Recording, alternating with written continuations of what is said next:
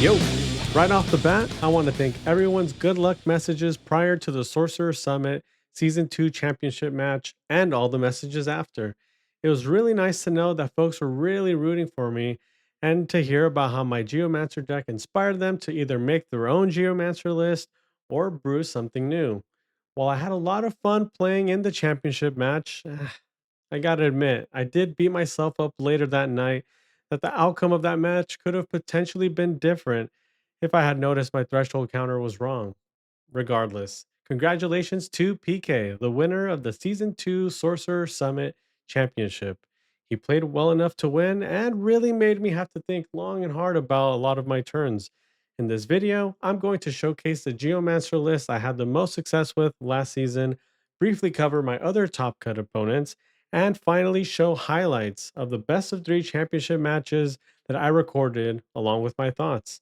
If you still haven't joined the Sorcerer Summit, Season 3 ends April 25th. Matches are worth more towards the end of the season, so if you have aspirations to make it to the top ranks of a season, you still have time. Without further ado, let's get started.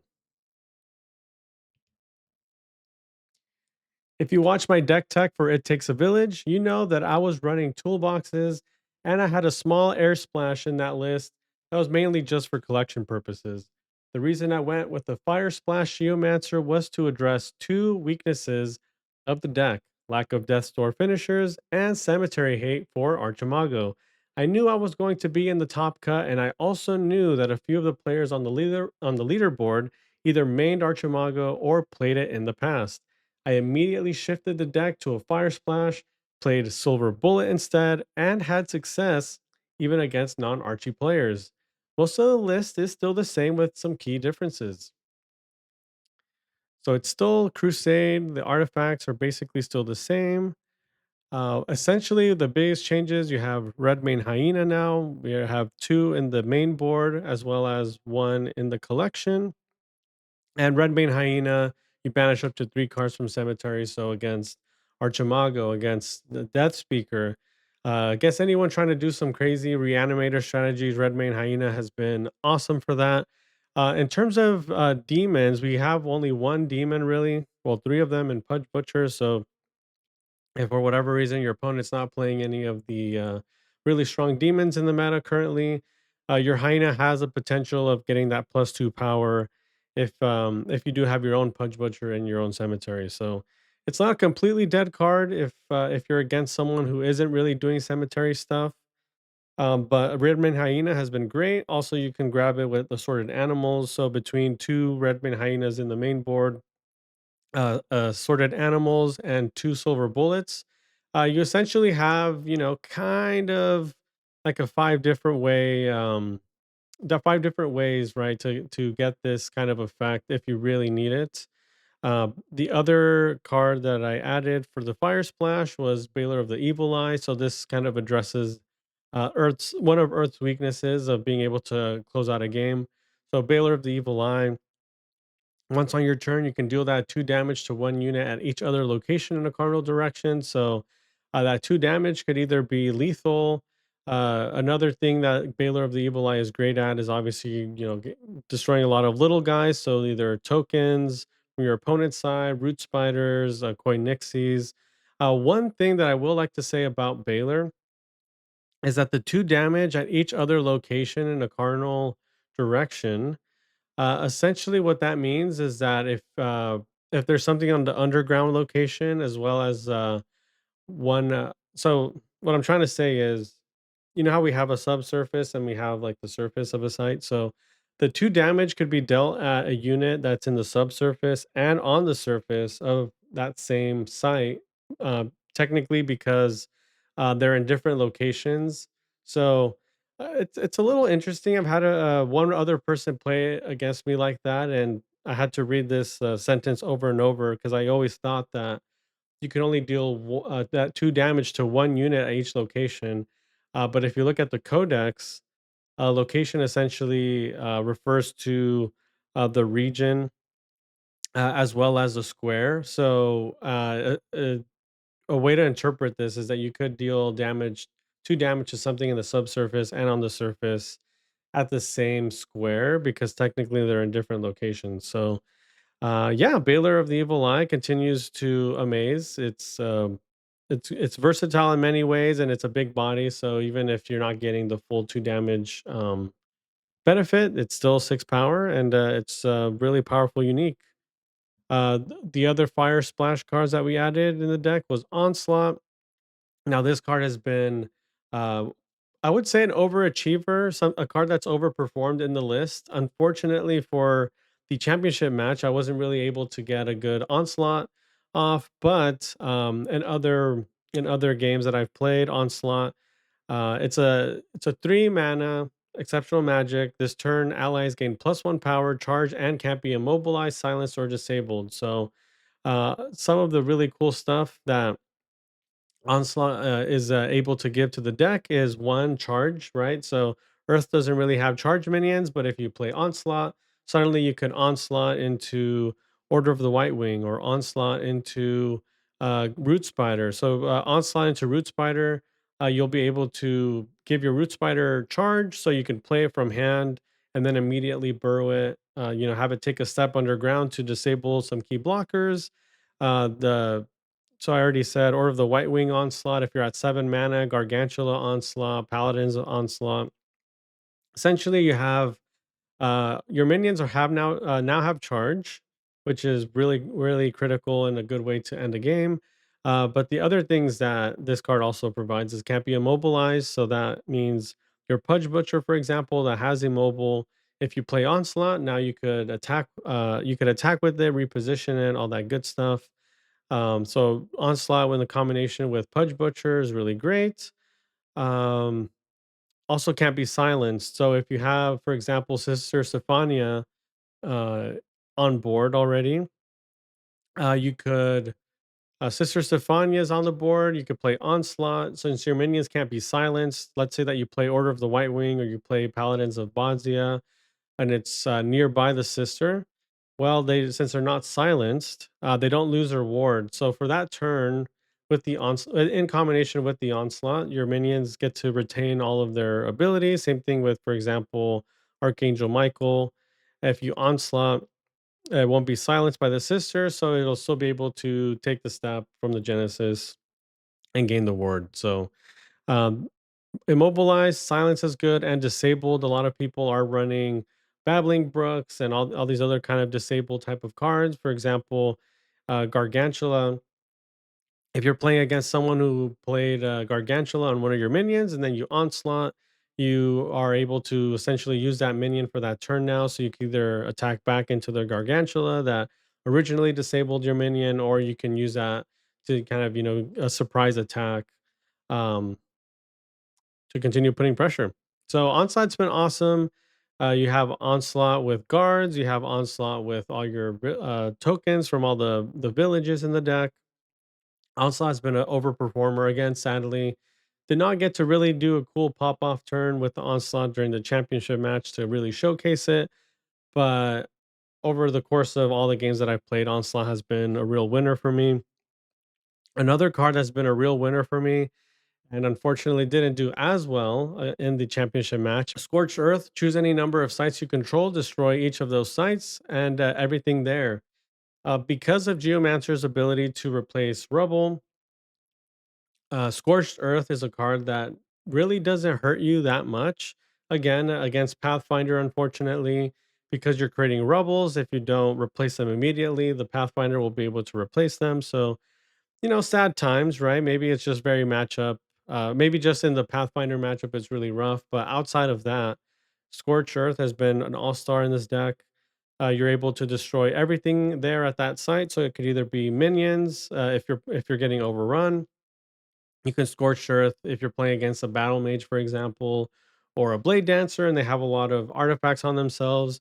You Scorched Earth and you destroy all their artifacts.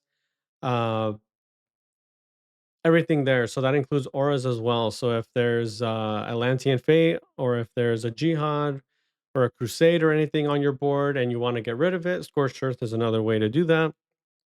And of course, you have Scorched Earth in combination with the Roots of Yggdrasil. It gives you a magic that can destroy the roots have the roots of Yggdrasil destroy everything, and then you can immediately play a site, right? So sometimes usually you have to tap to play the sinkhole, for example. So if you already have roots out, you tap to play sinkhole, or if you already have sinkhole out, you tap to play roots. And so the scorched earth allows you to scorch the earth, destroy the roots, and then be able to play a site that turn to kind of get a head start already on your opponent. So very powerful combo.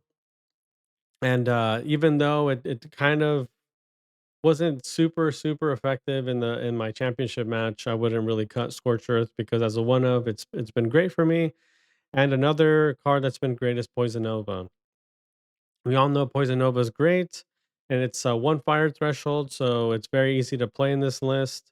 What Poison Nova gives the deck is the ability to remove minions on water sites. So one of the weaknesses of Earth is that you're really like, earthquake's powerful, but you can't get rid of, if the minions are on water, you can't earthquake them really to kill them. So Poison Nova gives you that option or that ability to destroy water minions on water sites.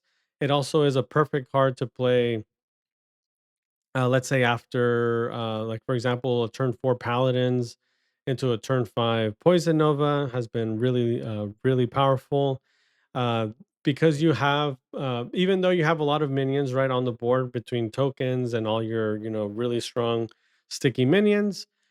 Because you are the one controlling the Poison Nova, oftentimes all you have to do is kind of have them step either back or forward, kind of out of, or to the side to get away from the Poison Nova, and you get to control the Nova, right? So even if you pull your minions back in order to get a really good lethal Poison Nova turn, the fact that your minions all survive, and then even though you have to spend maybe two turns to get them back in a spot where they could attack, that's totally fine because you wipe the board, and good times, right? So in order to play these few fire cards, we have to play fire sites. So we are still running the Bloom Tech, very solid. Again, for those who don't know, and even in the recent changelog, the Desert Bloom, because of the Genesis and it provides Earth, air, and water this turn, it does recognize it as an Earth site. So Desert Blooms do in fact create rubbles for the Geomancer. We have more cemetery hate, so funeral pyre. We have two in the sites there, and then we have three steps. So we have in total we have eight sites that provide fire, and I had AI crunch the numbers for me, and essentially like if I remember correctly, between turns 6 to 8, if we have eight fire sites in your deck, you should be able to get up to two fire pips around 80% of the time by turn 6 through 8. So someone will have to check that math. Um, but yeah, so I went with eight fire sites. I wouldn't really go anything less than eight if you're trying to play Baylor. If you're not trying to play Baylor, then don't worry about playing eight. You could probably get away with six. Um, and now the other change that I made, right? So we had toolbox before. We switched to silver bullet, and silver bullet allows, because we have so many villages, we have so many minions that allow us to run the silver bullet without having to have the avatar, right? Have the geomancer do the tapping. So we have minions that do the tapping for us, and because Silver Bullet gets exceptional spells, we get a lot more powerful effects. So we can play Divine Healing now, for example. There's the third copy of Red Mane Hyena, another third copy of Onslaught, because sometimes you just need that. Searing Truth, so this is a finisher, right? Much like in the It Takes a Village, the Air Splash version, you have Zap to end the game. Well, in this Fire Splash, you have Searing Truth. So Searing Truth, you can either use it to put them at door if you have another way in hand to deal a death blow, or just have it be that one card, Silver Bullet, one in the chamber. Once you put them to door, you do the thing, Searing Truth, easy, right? You also get to play Tragedy Worrywart. So this is another card that if you're against Archimago, or if you're against any other deck that, for example, if you think they're going to zap you, use Silver Bullet for a Tragedy Worrywart, and units nearby take no damage from magic spells. So it's a little niche, but it has worked out. So I like to have this guy in the collection. Cave In, obviously very good. Drow as well, another card that could be solid in the right situation. Holy Nova's been okay. Raise has been really powerful to not only have another way to destroy your Roots of Yggdrasil, but also able to destroy your opponent's defensive stuff. And since it also destroys artifacts, if there's an Umphalos there, boom, you can raise it. And then here's the third copy of Poison Nova because let's say one of your villages, right, produces a token and the little dude attacks forward and nobody, he's unassuming little foot soldier, right? And in the later turns, if you go Silver Bullet into Nova, all of a sudden those little foot soldiers are doing some very powerful stuff. So that's mainly been the changes with the deck. It's still very similar. It's still playing very solid Earth minions.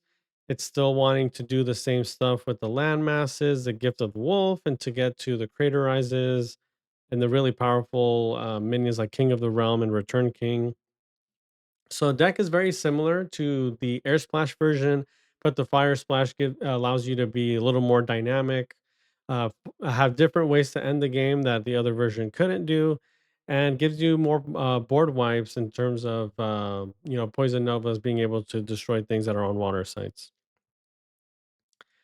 Just want to go a little over how the first couple of rounds went with my opponents, right? So in my first round matchup was against JJ the Beast on Mono-Fire Pathfinder. He came out aggressive with Red Cap Prowries and Mazuj Ifrit, but I mixed Terra to Pudge Butcher on turn 3, played another on turn 4, and then played Sister Stephania on turn 5, which basically allowed my Pudge Butchers to attack his sites after they took care of his early minions. This forced him to play Poison Nova, and at that point, had enough minions on the board to continue that pressure and eventually get the dub. In my second round matchup, that was against Joffrey on, if I remember correctly, I think it was a Earth Fire imposter. On turn 5, I common Stensons to a landmass, played a Baylor of the Evil Eye on turn 6 to laser him off of the Pathfinder, and then played Craterize on turn 7 with the Baylor laser plus attack to basically put him to door. That did 20 damage in over the course of 2 turns. Turn 8 finished the game with a mover of mountains, moved the sights around, then played an onslaught plus a kettle top to deal the death blow past his ironclad mask. That match felt pretty dirty, not gonna lie. My semifinal match was against Good Luck Bad's Mono-Water Spellslinger, and not gonna lie, it had me a little nervous. I had played him in an in-person tournament setting before to a draw, and online I was recently 0-2 against him.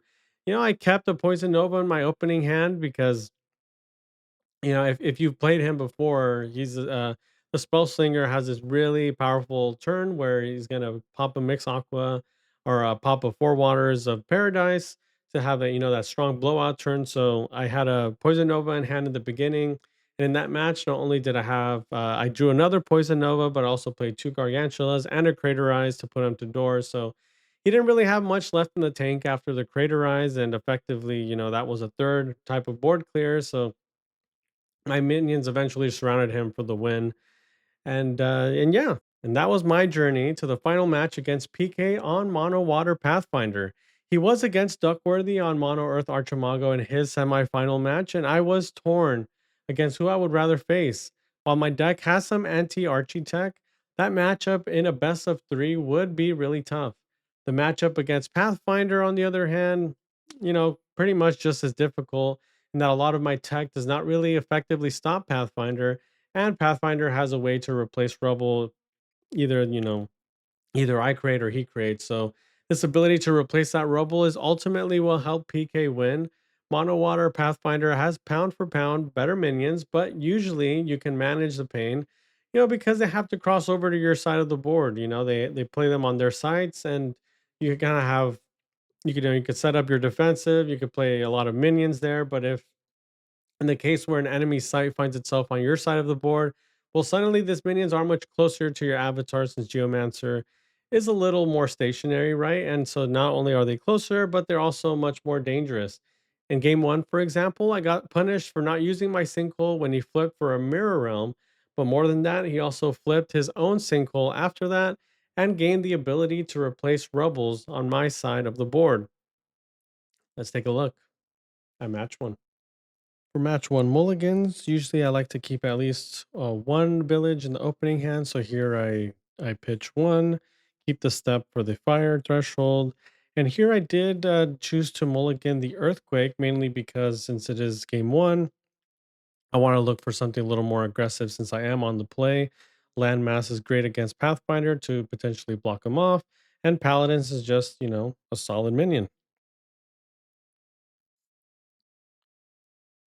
Here you can see how, because of the village package that we have, we are able to have a couple of tokens on the board on turn three. Here's the landmass play, right? So we create a rubble off of the step. We do play the landmass, and with this deck specifically, landmasses that one extra mana is useful to us because we get to create another foot soldier. Cool. Here we're in the mid game now. We have a paladins out here on turn five. I had the option to go Gift of the Wolf and Sister Stephania. I did unfortunately go with Atlas Wander, which I think was a fine play. I did play the Boulevard of Bones on square four. Call it hubris. I didn't really think that in the following turn he would go from square six to square 11 on my side. So definitely something to for the future. But here I'm playing the Atlas Wanderer to essentially be able to get a free attack off on this Koi Nixie so that I can keep up the pressure on subsequent turns. And yeah, Paladin goes in on the Koi Nixie. And we get two free attacks here with the foot soldiers as well. So all felt good there. And here he went to square 11 with his Island Leviathan. And after a Plague of Frogs, he did unfortunately really slow down my deck by swapping that Alice Wonder. And here, this is the play that I talked about in the beginning, where he got the Mirror Realm on square 16, which unfortunately did copy my sinkhole. And now, the error there, not popping the sinkhole early, was not only that I would have prevented him from being on 6 mana this turn, and obviously the Mirror Realm. But this is kind of the turn that kind of flipped the entire game here because he's going to play Call of the Sea on square 12, which effectively shuts out all the aggression. This is later in the game now. We have a Lilith on the board that's been alive for over a turn. And this is where he flips his second sinkhole after the mirror realming my sinkhole. And this is what I was telling you about the Pathfinder specifically in this matchup. Since he is able to replace Rubbles, he's able to get that River Rapids right next to me. And this is the death blow of match one. Essentially, I try to get that Messer Storeworm as far as possible with my second Atlas Wanderers. And yeah, by this point, his Lilith had already grabbed 3 minions on the board. He played Archangel Raphael to ward his Pathfinder. So I had no way to really end the game. But he found here a swap off the top to be able to get his Messer Stormworm in a spot to end the game. Match two, I decided to be on the play again and had a fast hand. What Mono-Water Pathfinder doesn't have that Necromancer does is those consistent turn one and turn two plays with the skeletons. On the play, I am able to create multiple tokens and play a minion before he even has anything on the board. The minion I played on turn three that game, the Mover of Mountains. A minion that, if left unchecked, can really create some complicated board states that usually my opponents are not really familiar with. Check it out. Match two now, Mulligans. I am going for a more aggressive hand here. I see the Mover Mountains and Gargantula, and on the play, those are two very strong cards that you want to have. I mulligan again to get the village, and here we are on turn three. So I mentioned earlier that Pathfinder, because he's not a necromancer, he doesn't have those skeletons on the first couple of turns. So if you are able to be aggressive, you see here on turn three, he has nothing. My turn three, I'm on the play, right? So he has nothing on the board. I have four bodies now on the board with this mover mountains, and we're sitting pretty. So on their turn three, they play Tufted Turtles, and here we have Gargantula on turn four to get that turtle out of the way and effectively control um, the tempo of this match now. So the Gargantula pulls in the Tufted Turtles, the Mover Mountains takes care of the Tufted Turtles, and we have attacks here. So the tokens are able to go to the back. We have the Foot Soldier also attacking the side on the Pathfinder, and we have the Mover Mountains swapping over some sites. Mainly because you want the skeleton you just created to be able to attack the next turn, but also because now when the Pathfinder takes a step, you will be able to swap that village again with the floodplain. So here you see on turn four, he self-stained my Gargantula, but I'm not really worried too much about that. I swap the sites around and attack with the Mover Mountain. And here on turn five, because I swapped that village over to square seven, now you are able to play a site back there on square two. So now the Pathfinder has to make a choice which direction he's going to go. And just makes it, just makes it tough. You want to make sure you give Pathfinder tough decisions. He did flip a Babbling Brook, which kind of staved off a little bit of my aggression here, but a turn six Atlas Wanderers is able to shift the realm around a little bit more so that my tokens have more free attacks. As you can see now, just off of small minion attacks alone, he's already at 7 life. And now I'm able to shift the sites around and give my mover mountains some protection. And here, this is basically the last turn here of the game. I sinkhole the floodplain so that as Messer Stormworm is disabled because it is waterbound. So in destroying that site, you won't be able to defend against the next move here, where we are going to play the King of the Realm.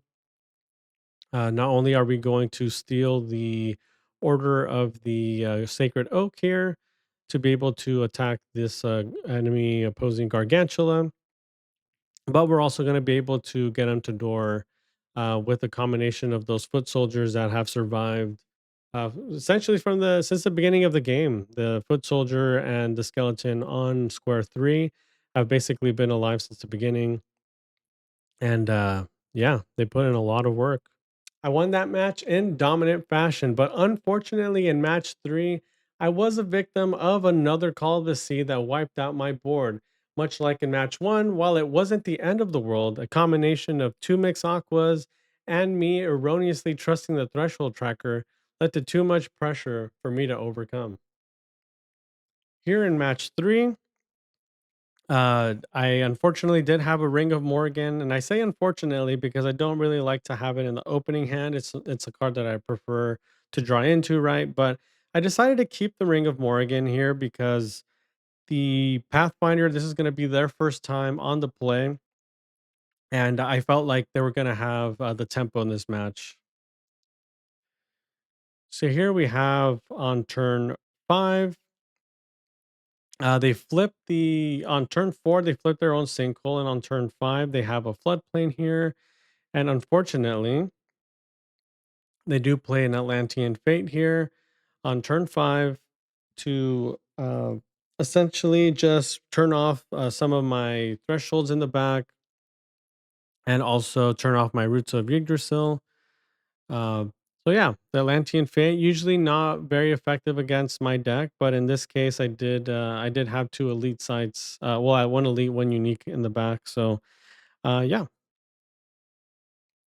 this is the turn that really flipped the game for him because he was able to go from 5 mana to six with the sinkhole. He gets another another mirror realm, and is able to call the sea.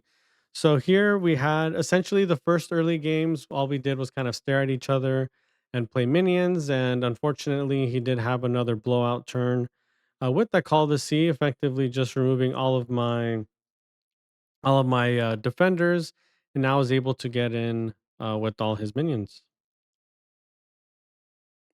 Another highlight of the match is when he played a double mix aqua turn. He mix aqua for a Lacuna entity and mix aqua for a Ruler of Thule. And with this much pressure on the board and removing all of my minions, I was effectively I was forced to do a scorched earth here. So after much thought, I scorched earth the two sites in my back row, and this is where I was talking about how Pathfinder is able to the ability to replace rubbles is what one PK the game, because here, as you can see, he replaces the rubble right under me and is now basically in the driver's seat. He top decks here.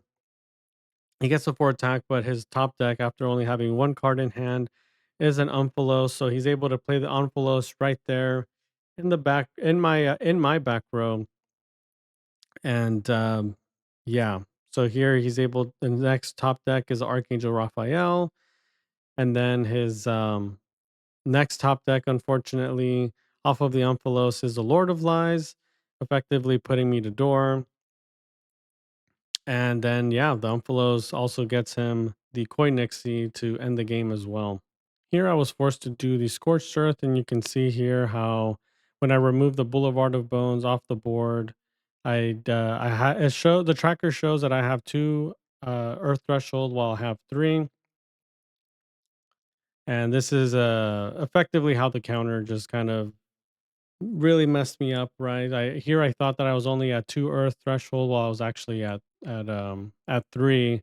So my next site, when I go from 4 mana to 5 mana here after I flip for a village, should have been Archangel, and unfortunately unable to do so. Presumably, right, because of what I thought the thresholds actually were.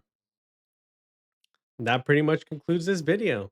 I was really hopeful that I would have won the championship to prove that the Geomancer supremacy was here, and in a way to prove to all of you who have been following the channel what I've been preaching about water not being a problem. The beautiful thing about losing a game of sorcery is you learn a new way to lose. While PK certainly played good enough to win and, high rolled certain moments, being aware of thresholds and keeping track of mana really falls, on me and is part of the skill of the game. This video is a cautionary tale to beware of the threshold counter in Tabletop Simulator, and that even the smallest details shouldn't be overlooked.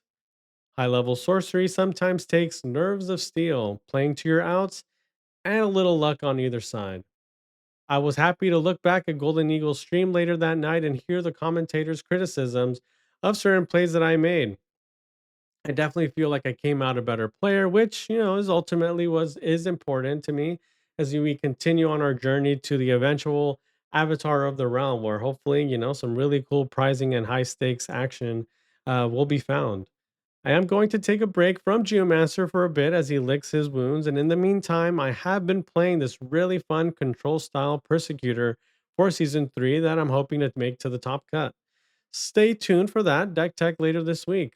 I appreciate all of you for your support with your YouTube subscriptions, comments, and likes, as well as all of you who have hit me up every day about either Geomancer lists or just, chopping it up with other sorcery talk on Discord. Thank you for your time, and as always, take care.